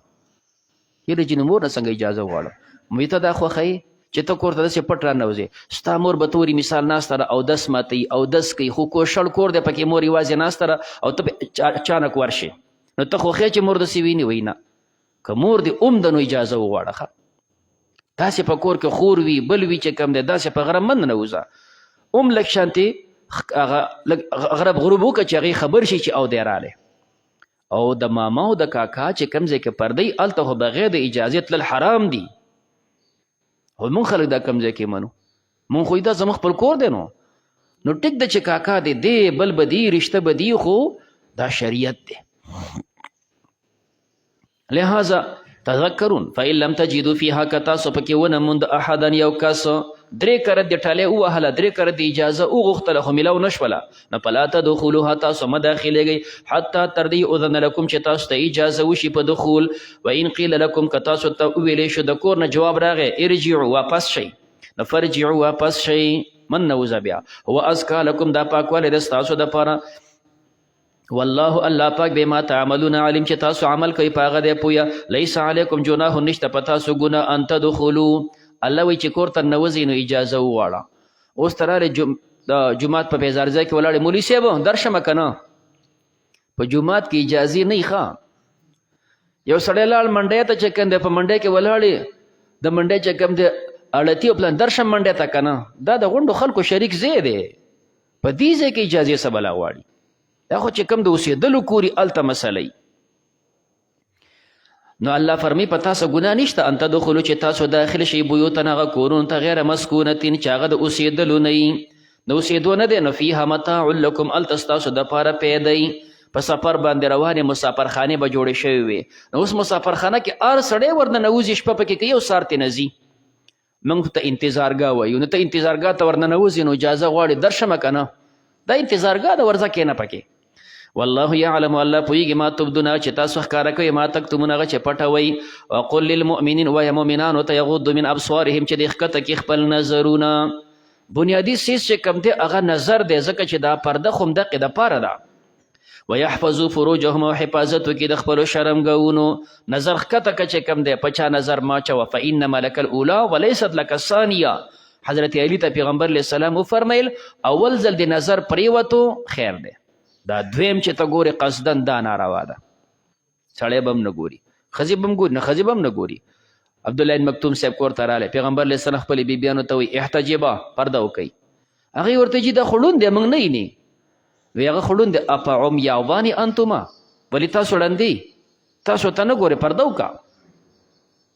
نو هر یو به داسې پرده کوي. ذلک ازکا لهم دا پاکوالی دوی دپاره. ان الله بېشک الله خبیر خبردار دی بما یصنعون هغه چې دوی کوي. وقل للمؤمنات وایي د مؤمنو ښځو ته یغضضن چې دوی ښکته کړي من ابصارهن خپل نظرونه، ویحفظن دوی حفاظت وکړي فروجهن د خپلو شرمګاونو، ولا یبدین دوی دې نه ښکاره کوي زینتهن خپل ښایست. خپل ښایست چې کوم دی ته چې مثال ښایسته ګلدارې کپړې دې اچولي دي، په غاړه کې د هار اچولی دی، دارنګې غوږوالۍ دې اچولي دي، دا چاته مه ښکاره کوه، دا خو صرف د خاوند دپاره دي. خاوند ته هار واچې، پوزې پیزوان واچې، مزیدارې ښکلې کپړې واچې، دا چې کوم دی مه ښکاره کوه. الا ما ظهر منها، کوم چې ظاهر دی برقه دې په سر کړې ده، نو چې روانې غم خادي به کې برقه به دې خلک کیني وي خیر دی، خو دا کمیس او دا پرتوګ او دا لوپټا دا ګلدارې کپړې دا چاته مه ښکاره کوه. ظاهري معنا دا ده ښه مازه دی دې چې کوم دی نه ښکاره کوي زینتهن خپل زینت، دا صرف د خاوند دپاره. زمون خلک دی الټه چلیږي ښه، کور ته چې ښځه راشي نه ښایسته کپړې اچوي نه کالی اچوي، هېڅ هم نه کوي. او چې کله د چا واده نو بیا ځان داسې ناوې جوړه کړي، ښه کالي واچوي او بیا روانه شي. الله درته وایي دا کالي مه ښکاره کوه بل ته، او ته چې د کاکا او د ماما کره او چاته په نسب کې د واده دی هلته روانې نو کالي دی اچولي دي، هلته روانې نو ګلدارې او ښایسته کپړې دی اچولي دي. الله وایي دا مه ښکاره کوه نورو ته، دا صرف د خاوند ته ښکاره کوه. تا وایې چې خاوند په سترګو مې نیني دی نورو ته ښکاره کوم که نه، نو الټه چلیږو ښه. دا به مخکې نور مسلې هم را روانې دي، دا غلطه ده. نو کله زه طالبانو ته یم چې واده کوئ نو ډېر کالي وله مه کوئ او مه قیمتي کپړې کوئ. وجه دا ده چې تا وله ډېر کالي وکړه هسې هم تا ته نه اچوي، بل ته اچوي، نو چې بل ته اچوي نو سل وله کالی کې او ډېرې قیمتي کپړې هم وله مه کوه، ځکه هسې هم تا ته نه اچوي، بل ته بیا اچوي. نو ولې بل ته وکړمه، بس ساده کپړې کوه چې کم دی، هسې هم دغه ما ته م اچوي بل ته بیا مې اچوي که نه. نو چې څومره زنانه راغلي دي هغوی ته داسې مسلې باندې ځان پویه کوئ ښه. خویندو بچیانو کمې کالی چې کړی دا خاوند دپاره دی، خپل کور کې چې کوم دی ښه په سینګار ګرځه، ښه په میک اپ ګرځه، د خاوند مخکې چې کوم دی ښه ناوې ګرځه. او چې کله غم خادی لځي ساده کپړې واچوه، ساده کپړې. چا سره په دې کې سیالیګانې مه کوه، په چا باندې دا غرور او فخر مه کوه. الله درته څه وایي دوی ته ووایه چې کوم دی لا یبدین زینتهن، د خپل ښایست د خپل کالی مه ښکاره کوه خلکو ته، الا ما ظهر منها، کوم چې ښکاره دی برقه دې اچولې ده، پړونې به دې اچولې، خو به خامخا خلک کیني وایي خیر دی. دویمه معنا د زینت نه مراد محل د زینت. محل د زینت څه دی؟ خو مټي دي که نه، خلکو ته بنګړي واچوي، نو بنګړی ښایست دی، محل دا مټه ده. دارنګې ټیکه دی اچولې په تندي باندې، نو دا تندی چې کوم دی ټیکه دا ښایست دی، او دا تندی دا محل د ښایست دی. پوزه کې دی چې کوم دی پیزوان اچولی دی، میخکې دی اچولی دی، دا پوزه محل د ښایست دی. دارنګې غاړې ته دی لاکټ اچولی دی، هار دی اچولی دی، نو دا سینا او مری دا محل د ښایست دی. نو الله وی دا مټې، دا مخ او دا سینې دا مخ کاره کوه، دا محل د ښایست دی، دا به صرف خاوند دپاره. نو ورته ووایه چې کوم د ولا یبدینه دی نه ښکاره کوي زینتهن محل د ښایست، مټې مخ کاره کوه، مری مخ کاره کوه، پوزه تندی مخ کاره کوه، الا ما ظهر منها مگر هغه چې دی نه ښکارئ. د ضرورت په بنیاد باندې لاس ښکاره شو چې کوم دی وی خیر دی. ضرورت په بنیاد باندې چې کوم دی ته د چا سره سودا کې ګویي دا بله خبر د مخ د ښکاره شي نو خیر دی، خو چې فتنه پکې نه ګوره. ولیضربن بخمورهن دی د راواچي خپل پړوني علی جیوبهن په خپلو ګریوانونو. د عربو طریقه به دا وه چې هغې زنانو به غټ پړونه داسې اچو که نه دقسې به اویزان دوم داسې په ښکته. نو چې دا غټ پړونه داسې واچې اویزان دي خو مخامخ سینه خو ښکاري. الله فرمایي ولیضربن دا پړونه ځانه داسې تاو که، په سر یې راواچوه بیا دا یو طرف را تاو که چې دا سینه او دغه دی چې کنه مری دی پکې پټه شي. ولیضربن دی د راواچوي بخمورهن خپل غټ پړوني علی جیوبهن په خپلو ګریوانونو. ولا یبدین دوی دې نه ښکاره کوي زینتهن خپل ښایست، دا ښایست مه ښکاره کوي. اوس به چا ته ښکاره کولی شي؟ الا لبعولتهن مګر که هغه ویني چې کوم دی بعولتهن خاوندان. که خاوند ستا کپړو ته ګوري، ستا د هار ته ګوري وی خیر دی. او اخوانهن یا ستا رونه دي، رور که ستا مټې ته وګوري چې کوم دی او ستا بنګړي ویني رور دی. او بني اخوانهن یا زامن درونه یعنې وریرونه، او بني اخواتهن یا زامن د خویندو یعنې خورینه، او یا چې کم د نسائهن عام زنانه چې مسلمانان یو زنانه بل ته کتی شي، او ما ملکت ایمانهن یا چې مالکان د هغې لاسونه وینځي. احناف په وینځو سره معنا کوي. دا تفسیر حضرت سعید ابن مسیب صاحب نه او د حضرت عطا نه نقل دی. او تابعین یا هغه چې تابع وي غیر اولی الاربة چې هغه نه خاوندان د حاجت، هغه تابع کسان چې دا خاوندان د حاجت نه دي، من الرجال د سړو نه، نه یا خو لیونی دی، نه لیونی دی په دې نه پوهېږي د هغې نه پرده نشته، یا هغه بوډا چې هغه بلکل د هر څه نه پریوتی دی نو د هغې نه پرده بیانوي. او الطفل یا ماشوم، خو داسې ماشوم الذي هغه لم یظهرو چې هغه نه پوهېږي علی عورات النساء په شرمګاونو د ښځو. داسې ماشوم دی که بالفرض چې کوم دی زنانه د هغه مټ دی که هغه پرتوګ وباسي نو دا ماشوم په دې نه پوهېږي چې هغه چاته وګوري، داسې ماشوم وي نو بیا خیر دی. خو زموږ داسې ماشومان چېرته وي؟ زموږ ماشومان خو بل شانتي وي، د دې غټو نه خو دا ماشومان ډېر روانکاري وي. نو د دې وجې نه په دې وخت کې چې ماشوم د 15 کالو ته رسي که نه د هغې نه مکمل چې کوم دی خبره ځان به ساتي. ښه وجه دا ده چې د دنیا میډیا او د فیسبوکونو او دې څیزونو زموږ ماحول ډېر زیات ګنده کړی دی. الله چې ذکر کوي نو ماشوم کم ماشوم ذکر کوي؟ هغه ماشوم ذکر کوي لم یظهروا علی عورات النساء چې دی په دې نه پوهېږي په دې څیزونو، بې خیر دی. چې پوهېږي نو پته لګي دا ماشوم چې کم دی نو دنه به ځان ساتي. او نساء علی عورات النساء ولا یضربن دوی دې نه راچوي. نو د زنانو یو بل قسم کالی هغه ته پینځیب ورته وایي. نو دا پتري چې کم دی پټه کې دا وګنډي او بیا هغه پټه د خپې نه تو کړي، نو دا چې زنانه خپګ دي هغې سره شړنګ کېږي، دې ته پینځیب وایي. نو مسله زده که بیا د استعمال مسله زده که. کوم چې دا پینځیب دي نو که دا داسې څیز وي چې هغه ډډ وي او مینځ کې پکې پتری وي، مینځ پکې ګولۍ او هغه ګوله داسې خوځېږي او پتری پکې داسې خوځېږي اواز کوي، د دې څیز نه پینځیب جوړول حرام دي. دا چې غټ وي عربی کې ورته جرس وایي، موږ ورته پښتو کې غاګه ورته وایو. دا هر سړي خپله اصطلاح وي. تاسو دلته ورته چې کوم د ګینټي وایي دا د اردو اصطلاح ده، پښتو اصطلاح نه ده. په اردو کې ورته ګینټي وایي، عربی کې ورته جرس وایي، موږ په پښتو کې ورته غاګه وایو چې غټ وي، په هغه کې یا داسې اوسپنه یا پکې غټ څیز وي چې خوځېږي. یو کچ یې ورکوټی داسې کچ ګولي هغې منځ کې کچه شانتې ګولۍ اچولي هغه سره خوځېږي، هغه ته موږ ګینګړی وایو. دا ګینګړی دی که دا غږه ده دغه شانتې ورکوټی سیز جوړ کړي او بیا په پټه کې تړي او د هغه نه پنځیب جوړی د دې استعمال حرام دی. دا ماشوم ته په خپه کې اچې که زنانه ترې نه پنځیب جوړوي دا دواړه حرام دي. کم چې پنځیب جوړیږي هغه دی چې پتری صرف اوسپنه پتری دی دا یې لږ شانې پلن کړی دی دلته یې پکې سوری کړی دی. دا سوری چې کم دی بیا د پټې پسې چې کم دی دا اوګنډې او دا پتری دي نو چې دا په لار قدم کې دی دا یو پتری د بل سره داسې لګي دا پتری چې د بل سره لګي او شرنګ کوي دا پنځیب جایز دي. اوس دې وپېژندل چې پنځیب کم سیز ته وایي ښه جي دا خو پنځیب شول دا جایز شول. اوس استعمال دا چې کم دی په کور کې خاوند دی او ښځې دغه پنځیب اچولی دي او خاوند په کټ کې ناست دی په خپله سوپه ناست دی هغه له چیرې وړي ډوډۍ راوړي او خپله شرنګ ورکوي ورکه شرنګ ویله استعمال ځای دا دی ښه پنځیب کم دی استعمال ځای کم دی نو دقه دی چې خاوند یې ناست دی ته له چای ډوډۍ راخلي په کور کې خدمت کوي چې کم دی او په دې برنډه کې په کمره کې ځای راځي نو وایي دا خپلې شرنګېږي ښې وشرنګوه ځکه چې خاوند دی نو دا د استعمال ځای دی. استعمال منع په کم ځای کې ده یره جي دا خو ستا په خپو کې چې کم دی خاوند د خدمت کوه هغه د شرنګول اچانک چې کم دی را د کاکا او د ماما کره روانه شوله اوس دا لرې کول خو ګران دي برقه دې په سر روانه شوي اوس چې په لاره ځي دا خپه ګوره په قلار ږده خپه چې په دې ځمکه ږدي نو په قلار ږده هسې نه چې په کوڅه کې د خپه په تیزه کېږي او شرنګ وکړي د کوڅې خلک یې واوري په لار کې خلک یې وانه وري ښه بیا خپه په قلار ږده هلته استعمال دلته استعمال او وایي څه شي ته ښه جي نو به هر کیف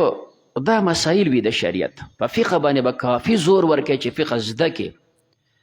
دا زمونږ شریعت دی زمونږ دین دی چې کم دی نو تاسو ګورئ چې کم سړی فقه صحیح ونه وایي مسایلو باندې نو بیا زیاتو ځایونو کې خطا شي فقه به چې کم دی چې صحیح په فقه پوهېږي احادیث هم هغه سړي نه احادیث چې هغه په حدیث پوهېږي په فقه پوهېږي بیا به د خپل منځ کې تطبیقات بالکل برابر ذکر کوي ښه جي نو دا بیلې بیلې مسلې شوې چې په لاره باندې ځې نو الله فرمایي دی ته ووایه د خپې په درز مه راچوه ولا یضربن دی د نه راچوي بارجلهن خپلې خپې دا خپې د ځمکې ته نه راچوي لیعلم چې ښکاره شي ما یخفین هغه چې دی پټ کړي دي من زینتهن ښایست ته چې خپه په درز راچوي هغه پنځې به شړنګ کوي نو بل کس په دوکان کې ناست دی او ته ویې کته لکه د پلان کې خو شړنګ کوي روانه ده په لار کې بل ولاړ دی هغه واورېده چې ستا د خپې دا شړنګ بل څوک وانه وري ته به خپل کوشش کې خو موږ انسانان یو کله رانه کمزورتیا وشي کم ځای کې کمزوری شي خطا نو توبو الی الله توبه وباسئ الله ته جمیعا ټول ایها المؤمنون ای مؤمنانو لعلکم تفلحون دې دپاره چې تاسو کامیاب شئ وانکحوا الایام تاسو نکاح وکئ لونډانو ته منکم ستاسو نه ایاما د ایمون جمع ده بې واده کس ته وایي عامه ده که سړی دی او که ښځه ده سړی او که ښځې خو چې واده نه یې کړی الله واده وله وکړه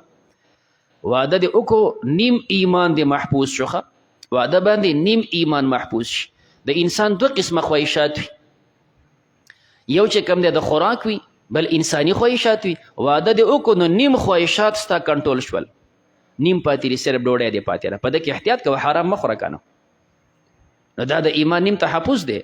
منکم ستاسو نه والصالحین من عبادکم هغه چې صالحان وي ستاسو غلامان و ایمائکم او ستاسو وینځي د غلامانو وینځو له مودونه وکړه ان یکونو فقراء که دوی وي غریبانان یغنیهم الله الله بیا مالداره کړي من فضله د خپل فضل نه واده وله وکړه که دا غریبانان وي مالداره به شي ولې مخکې خدای داسې ګرځېده ټک مزدوري نه کوله چاله وګټم چې واده دې وله وکړو اوس پته ولګېده چې هلکه ښځه د بچي دي مزدوری به کوي نو الله بیا مالداره کړي دویمه دا ده چې دا رزق د الله د خوا نه تقسیم حصې دي اوسه پورې غریب و واده وکړو احتمال دی چې دغه ښځې قسمت ښي الله د هغه رزق په حصه کې ډېر اچولی هغه د رزق بوجۍ د کور ته راوستله اوس به ستا رزق هم پراخه شي نه دا شریعت دی مونږ څنګه چلیږو اول خو بچو باندې سبقونه یره جي لا صبر وکړه میډیکل یې نه دی کړی ښه د خو لا پلان کې سیز نه دی کړی نو د بچی زندگی په دې برباده کو ښکاره ده چې په 2530 سال کې بچی چې کم دی تعلیم ډیګري نشي حاصلولی چې دا 2530 ته ورسېد د ډیګرۍ نه وکړې اوس چې کم دی لا صبر وکړه کور یې نشته سړیه نوکري نشته بیا به څو کاله نوکرۍ پسې ګرځې، بیا به د هغې نه پس کور جوړې، بیا به د هغې نه پس رشتې پسې ګرځې. نو 40 کاله ته چې عمر ورسیږي اوس د رشتې پسې ګرځې، نو دې وخت کې تا سره څوک رشته کوي؟ بلا شکایتونه په دې کلي کې هم د یار چې موږ سره دونه پسې ستړي شو څوک رشته نه کوي. ځکه دا د رشتې وخت دی، کوم چې د رشتې وخت تا نه دی کړی که نه، دا خو د رشتې وخت نه دی. بیا چې په 40 سال کې ته هغه لا پیدن وکې، لا صبر وکړه چې اوس به لا هغې دپاره سامانونه برابرو، نو 45 سال ته دې ورسو. د انسان ژوند زواري دغه 20 سال 25 سال ده، په 45 کې چې کوم دی واده څه ته وایي؟ بس صرف ښځه دې راوسته خولې ډوډۍ د خوله پیدا کړ جو ناسته به نو دا ځان ته موږ په زوره دا څیزونه ګران کړي دي. ښه سیده ساده زندگی ده، بچی بالغ شو 18-20 سال ته ورسېده، څه ضرورت دی چې خامخا د کور پیدا کوم؟ دغه کوډګۍ ده په دې کې اوسېږه. ښه څه ضرورت دی چې زه د خامخا 20 تولې او 15 تولې کالی کوم؟ یوه توله مې وس کېږي، د سر مې وس هم نه کېږي. رشته را سره کې چې کوم دی خبره زما خوښې لور دې راکړه زوی له واده کوم که نه. دغه 1-2 بسترې مې وله کړي دي، کټ مې وله کړی، په دې کټ کې به پراته بس اسانه زندگی ده. نو نه په هغه بوج دی او نه په تا بوج دی. دا څه لازمي ده چې خامخا دې ته پې میخ حلالی او زه به چې کوم دی خبره پکې 60 منه او 50 منه پکې وریجې پخوم، هېڅ ضرورت نشته ورته. پیغمبر داسې کړي دي، لوریانو ته داسې کړي دي، هېڅ داسې نشته. خو لیکن بل طرف ته زموږ غلطیانې دی چې د چا سره داسې په اسانه رشته وکړي نو هغه به ستا لور ته بیا سپک ګوري. مړه مال یې خو هسې مفتو کې راکړې نو موږ دواړه طرف ته بېوقوفه یو که نه. چې تا سره احسان وکړه مفته کې لور درکړه، اوس د هغې قدر وکړه. وګوره ما زه یې تنګ نه کړم، ښه تنګ یې نه کړم چې کوم دی، یو ځل پسې ورلم او جي وکړه، اوس یې قدر وکړه. په درون نظر ورته وګوره چې یاره هغه زما درونوالی کړی، زه به ستا درونوالی کوم. نو د یو بل قدر بچو ته په داسې انداز باندې بچی د ګناه نه محفوظ که چې کوم دی، په داسې څه ضرورت شو چې کوم دی چې خامخا دې بلډینګونه جوړې او خامخا دې چې کوم دی تعلیم دی جوې کوې که نه، که دا تا کوم ځای کې کړی دی که نه. نو به هر صورت اسلام زندگی اسانه ساده زندگی موږ ځان ته دا قصې غونډې ګرانې کړي دي. او چې کم انسانان په دنیا پسې ورشي که نه چېرته به هم کامیاب نشي، نه به خوشحاله شي. ښه بچو دپاره رشتې کې دینداره خلک ګوره، ولو چې مثال ماشومه دي دینداره سړی ګوره، دینداره سړی ګوره. حضرت حسن نه تپوس وکړی شو، سائل ورته وایي چې ماشومه مې پیغله شوې ده، چا سره رشته وکړم؟ وایي دینداره کس وګوره، دنیا مه ګوره. وجه دا ده دا طبیعتونه دي. دینداره سره رشته وشوله که د یو بل سره ښځې خاوند طبیعت میلو خو جنتي ژوند دی، او که یو بل سره طبیعت هم میلو نشي بیا هم سړی دینداره دی، ظلم به پې نه کوي، ظلم به پې نه کوي. بس که طبیعت یې جوړ دی او که جوړ دی خو ساتي به. او چې بېدینه کس ته یې ورکړې او طبیعت لږ معمولي خبره شوه طلاق پلان کې، دا شرمول به یي که بیا په شرمونه شرمېدلی. نو الله فرمایي یغنیهم الله والله الله واسع علیم، پراخ علم والا دی. ولیستعفف الذین، هغه کسان چې د هغوی وس د واده نه کیږي، ایسې نشته. وایي نور خیر دی لږ صبر وکړه که نه، خپل کوشش وکړه، ځان سیټ که، روجو له زور ورکړه چې ګناه د نه ونشي. نو ځان دې پاک کړي هغه کسان لا یجدون نکاحه چې د هغوی نه بېموزي نکاح، وسې د نکاح نه کېږي حتی تر دې یغنیهم الله چې الله یې مالداره کړي من فضله د خپل فضل نه. لږ خواري محنت وکړه، یو کوډګۍ خو ځان له پیدا کړه، څه لږ شانتې پیسې خو پیدا کړه چې پردی لور خو وساتې که نه. والذین هغه کسان لم یبلغوا والذین یبتغون الکتاب، دا غلامان دي چې هغوی ستا نه غواړي ما سره عقد کتابت وکړه. مما ملکت ایمانکم، هغه چې مالکان وي ستاسو لاسونه. کتابت دې ته وایي چې غلامه توی دونه پیسې به درکړمه او ما آزاد که. نو الله فرمایي فکاتبوهم، وکړو سره عقد کتابت. خو په کم وخت کې ان علمتم فیهم، که تاسو معلوم که په دوی کې خیر. خیر معنا دا ده چې مال ورسره شته ګټلی شي درکوی شي. دوی معنا دا ده چې دا غلام دی ستا د اډر لاندې دی، خو که آزاد یې کړمه ښه سړی دی، ښه کارونه کوي. خو که تا ته پته وه چې اوس خو ما په ګیر کې اچولی، خو که آزاد مې کړو دا غټ ډاکو دی، ورانی به کوي، شرونه به کوي، مې آزاده وه، مه کوه چې ناستي. نو آزاد یې که ان علمتم فیهم خیره. وآتوهم، بیا تاسو ورکوئ دې ته من مال الله د الله مال. یو غلام دی هغه سره عقا کتابت کړی دی، بل مالدار ته وایي زکات وله ورکړه چې هغه ځان آزاد کړي. من مال الله الذي آتاکم، چې الله تاسو له درکړي. ولا تکرهوا فتیاتکم، بعضې چې کوم دی داسې زناور خلکو وینځي بیا واغستې هغه ته بیا اوس ګرځه خپل ځان خرڅوه خپل عزت خرڅوه خو ماله به ماښام دونه پیسې راوړې د عبدالله ابن ابی هم دغه شانتې وینځي وې زما دې سره کار نشته چې تو هر څه کې د 100 کسانو سره ځي او که د 50 سره ځي ګرځه سره خو ماښام به مر دونه پیسې راوړې هغه به ورته وایي چې اقا صاحب زه یوه ښځه یم دا چې کوم دی ما ولې شرمې دې سره مې کار نشته ښه الله دې سړي ته وایي بې غیرته سړی مې تو اقا مې یوه ښځه غواړي چې ځان پاک ساتم او ته به نه شرمېږه بیا دا قید اتفاقی دی ولا تکرهو تاسو اکراه مکوئ فتیاتکم په خپل وینځو باندې علی البغا په بد عملې اکراه بغیر د اکراه دواړه منه دي ان اردنا که دوی اراده کوي تحسنا د خپلې پاکې دا قید هم اتفاقی دی که دا پاکي غواړي او که نه غواړي ته بیا پاکه ساتي لتبتغوا چې تاسو ولټوئ عرض الحیات دنیا سامان د ژوند د دنیا ومن یکرههن چا چې په دوی اکراه وکړو فإن الله بېشک الله من بعد اکراههن پس د اکراه د دوی نه غفور رحیم بخونکی مهربان دی ولقد انزلنا الیکم تحقیق سره ما نازل کړي تاسو ته آیات مبینات آیتونه واضح ومثلا من الذین مثال د هغه کسانو خلو چې تیر شوي دي من قبلکم ستاسو نه مخکې مخکو باندې تهمتونه لګېدلي دي الله د هغوی صفایانې مختلفو طریقو باندې کړي حضرت مریم باندې تهمت ولګېد عیسی علیه السلام صفایي وکړه عیسی علیه السلام یو ماشوم دی د هغه صفایي وکړې شوله یوسف علیه السلام باندې تهمت ولګېد یو ماشوم صفایي وکړه دارنګې بخاري کې به تراشي جریج یو صالح سړی دی په هغه باندې تهمت ولګېد ماشوم یې صفایي وکړه نو د پیغمبر علیه الصلاة والسلام په حرم باندې تهمت ولګېد الله یې صفایي وکړه نه فرمایي دا چې مخکې خلو من قبلکم وموعظه نصیحت دی للمتقین الله نور السماوات نور دا مصدر دی په معنا د فاعل سره الله منور السماوات الله روښانه کوونکی د اسمانونو او د ځمکو دی مثل نوره مثال د نور کمشکات په شان د مشکات دی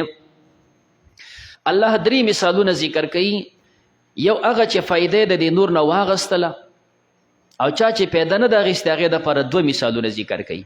چا چې پیدا واغسته الله مثال ذکر کوي دا دیوال دی په دې کې طاق دی په دې طاق کې یوه ډیوه ده دې ډیوه کې چې کوم دی تیل دی او دا تیل داسې صفا دی چې بالکل پړق کوي خو چې تاپ ته تیلې ووهو یو پړق یې وکړو دا ښه رڼا یې کړه هر څه مثال دیوال دا انسان دی دا طاق د دې مسلمان سینه ده ډیوه دا پکې دا غړه دی په دې ډیوه کې تیل دا چې کم دی د هغه صلاحیت دی په مسلمان کې دا صلاحیت شته چې د دین قبول کی او دا تیله وهل دا داعی دعوت دی چې دعوت ورته ورسید هغه صلاحیت تر پکې جو پړق شو ایمان پکې روښانه شو نو الله پاک منور السماوات والارض مثل شجرة مبارکة د ونې برکتینا دا د زیتون ونه د برکتی زیتونه چې زیتون ولا لا شرقیه ولا غربیه نه په طرف د مشرق کې ده نه په طرف د مغرب کې ده په بیابان کې ولاړه ده یکاد زیتها قریب دی داغه تیل یودوی او چرناو کی داسې صفا دي ولو لم تمسسه نار اگر چې اور ته نه دی رسیدلی خو دا تیل صفا دي نور دا یو رڼا د اعلی نور د پاسه د بلې رڼا نه چې ته ورته تیلې ووایي یهدی الله الله هدایت کې لیدوري خپل نور ته خپل دین ته خپل توحید ته من یشا چاله چې خوښ شي ویضرب الله الامثال بیانوي الله مثالونه للناس انسانانو ته والله الله بكل شیء علیم په هر چیز دی پویا الله د رڼا مثال بیان کوس به د رڼا ګورو چرته دا کم ځای میلاویږي الله ته ځای درښیي فی بیوتین دا میلاویږي په هغه کورونو کې مراد د کور نه جومات دی دا رڼاګانې چې میلاویږي دا په جوماتونو کې نو جومات ته راشي نو څه به زده کې ښه چې جومات ته نه راغلی څه به زده کې جومات ته راشي اختر دی جمعه ده وعظ نصیحت دی قرآن دی حدیث بیانیږي فی بیوتین اذن الله چې الله اجازه کړې ان ترفع چې دا اوچت شي ان ترفع حسن آبادی جوړه کوله ان ترفع معنا تعظیم وکړي شي جومات دا د عظمت والا کور دی ویذکر فی یاد چې په دې کې اسمه نوم د الله تعظیم دا دی چې د الله نوم پکې یاد شي جومات هغه دی چې د الله دین پکې کیږي جومات دې ته نه وایي چې تا ډېر مزیدار جوړ کو ګلکارې نه او شیشې دې پکې ولګولې پنجاب ته لاړ شي دومره ښایسته جوماتونه منځګزار پکې 2 ولاړ دا خو پښتانه دي چې الحمدلله جوماتونه آباد دي بیا چې څومره پکې بندگی کیږي دا آباد دی مونځ پکې خلک کوي تلاوتونه پکې کوي دا درسونه پکې کیږي نو آباد دې ته وایي چې په دې کې د درس شروع وي او چې درس پکې نه دا خو خراب دی یذکر فیها اسمه یسبح له تسبیح وی در پر فیها پدې کې بالغدو سبا وخت والآصال او بیگا وخت یسبح تسبیح پکې وی منځونه پکې کوي پایله سوک دی رجال هغه کامل سړی پکې عبادتونه کوي لا تلهیهم چې نه غافله کوي تجارت ولا بیع نه خرڅول غسل عن ذکر الله د الله د ذکر نه و اقام الصلاه او د قیامت د مون نوې تای زکات ورکول د زکات نه یخافون د یریګ یوم د هغه ورځ نه تتقلب فيه القلوب والابصار چې په دې کې اوړي راوړي لونه او سترګې دا د قیامت ورځ ده لیجزیهم الله چې الله دوی له بدل ورکي احسن بهتر ما عملو هغه چې دوی عمل کړي و یزيدهم او دوی له زیاته ورکي من فضله د خپل فضل نه والله يرزق الله رزق ورکي من یشا چاله چې خوښ شي بغیر حساب به حساب دا هغه خلکو چې نور کې ته حصہ ملو شو نورانی شو نو الله مثال بیان ک اوس هغه خلک چې د نور نه محروم دي هغه د الله دو مثال ذکر کوي وجدادا چې کم سره د نور نه محروم شو کافر نیو هغه دی چې هغه استمنه کوي او دیم هغه دی چې خپل خیال باندې سنیکی کوي په تمه دی چې مال به سمیلاویږي نو الله د دوه مثال ذکر کوي والذین کفروا هغه کسان چې کافران دي اعمالهم دا غوي عملونه دا مثال د هغه چې خپل خیال باندې نیکی کوي او ستمه ساتي الله وی تا د پر پتمه کیس نه ملاویږي دا غي مثال یو سړی چې کنده په یو چت زید او تند خر اغسته دی خطګه شوی دی وړاندې ځکه شګه دا او په دې شګه کې منګو ته شګوګل وایو دا غر کې کیږي چې کم دی دا سی پاتری وي او بیا دغه پاتری چې کم دی هغه داسې شګې په شانه میده کیږي دا چې نور ته مخامخ شي بالکل سپین پړق کوي نو دغه ځای کې دا شګوګل دی هغه سپین پړق کوي دا غونډ ځای تک سپین ښکاري نور ورته مخامخ دی دته ښکاري چې ګیندا د اوبو ډنډ دی د خاصم تندې راغسته د دې ځای نه منډې منډې ځانې چې کم دی شیرګل ته ورسو ډنډ ته چې ورسېد هلته صفا شګي دی او بالکل چې کنه تڼاکار شګي دي هېڅ څه مته میلاو نه شو دا هغه کافر دی چې د هغه تمه وه چې ماته به زه څه میلاویږي اخرت ته رالی هېڅ څه نه میلاویږي ښه هلته به الله تعالی د خپلو اعمالو سزا درکړي نو هغه چې کافران دي دوی اعمال کسرابن په شان د شګوګل دي بیقیعتن په یو بیابان یحسبه الظمآن ګمان کوي په هغې تږی ما ان د اوبو اذان یې ورته هلته ورسو حتی اذا جاءه کله چې هغه تراله لم یجده وینه موندلی اوبه شیئا څه شی ووجد الله هلته وموندو الله عنده په دغه ځای فوفاه حسابه هغه له پوره ورکړي خپل حساب والله الله سریع الحساب جلد حساب والا دی دویم مثال د هغه چا چې دی کافر دی خو هېڅ تمې نشته قیامت د سره مني نه د اعمالو تمه څه شتې نه نو وایي د مثال داسې دی چې یو سړی په سمندر کې ډوب دی د شپې تورتم دی د سمندر تورتم دی د اوبو تورتم دی او د پکې لاس راایستی دی د سمندر د میز نه د خپل لاس اینی ښکاره ده چې اینی څنګه چې ته دانې دقسې د خپلو اعمالو د هغه څه تمه نشته هېڅ ورته نه میلاویږي او که ظلمات یا په شان د تور تمونو د فی بحرین په سمندر کې لجین چې جوور وي یغشاه پټ کې هغه لره موجون چفی من فوقه موج د پاسه ترنه نورې چفی وي من فوقه سحاب د پاسه ترنه وریځ وي ظلمات تور تمونه دي بعضها بعضې فوق بعض د پاسه د بعضې نورونه اذا اخرج یده چې دی راوباسي لاس لم یکد قریبه نه د یراها چې دی دا لاس ویني ومن لم یجعل الله له نور چا د پاره چې الله ونه ګرځي رڼا فما له من نور نه به د هغې دپاره رڼا دا دوه هغه مثالونه چې د هغې دپاره نور نشته صلی الله تعالی علی خیر خلق محمد و آله و اصحابه اجمعین الله پاکه ته زموږ نه رضا شي الله زموږ ویل اورېدل په خپل دربار قبول کړي زموږ ژوند زندگی په خپل کتاب باندې ښایسته کړي الله مشران کشران نارینه زنانه تمام الله په قرآن باندې مزین او ښایسته کړي د نبی کریم علیه الصلاة والسلام په سنت باندې ښایسته کړي الہ العالمین راغلی مسلمانان نارینه زنانه درس دپاره څومره دوی حوایج دي الله په خپل احسان حاجتونه پوره کړي الله د مخلوق د احتیاج نه زموږ حفاظت وکړي څومره بیماران دي الله شفا نصیبه کړي څو قرضدار وي الله د قرضونو نه آزاد کړي الله څومره نوجوانان بچیانې د کورونه آباد کړي الله د چا اولاد نه اولاد نصیبه کړي د چا څومره پریشانیانې د الله په خپل احسان پریشانیانې ختم کړي الله پاکه په دې تمام امت مسلمه باندې خصوصا په دې ملک باندې خاص کر دې کلي باندې د خپل رحمت صادر خور کړي څومره انسانان ستا د دین خدمت کوي د جوماتونو د مرکزونو د خانقاهونو د هغوی سره مینه محبت کوي الله ته ورسره مینه وکړي الله کاروبار کې برکت واچولی کړي په مالونو په اولاد کې برکات واچولې کې دا کله چې د طالبانو کم خدمت کړي الله پاکه د دوی حاجتونه الله ته پوره کړي الله ته ورسره مینه وکړي همیشه د پر الله زموږ دینی خدمات نصیبه کړي مصیبتونو نه الله د پریشانو نه زموږ د ټولو حفاظت وکړي اخیره خاتمه زموږ په ایمان کې صلی الله تعالی علی خیر خلقه محمد و آله و اصحابه اجمعین